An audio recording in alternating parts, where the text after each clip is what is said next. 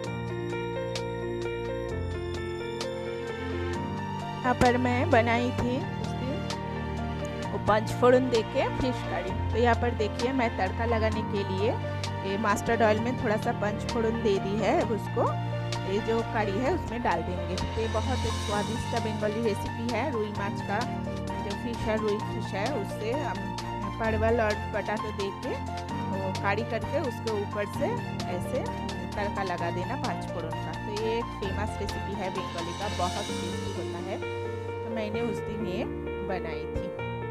तो चलिए यहीं पे ख़त्म करती हो ये ब्लॉग को। अगर अच्छे लगे तो प्लीज़ लाइक करना और सब्सक्राइब करके साथ में रहना। नेक्स्ट दिन मिलेंगे एक नए वाला ब्लॉग में। तो तब तक के लिए बाय बाय।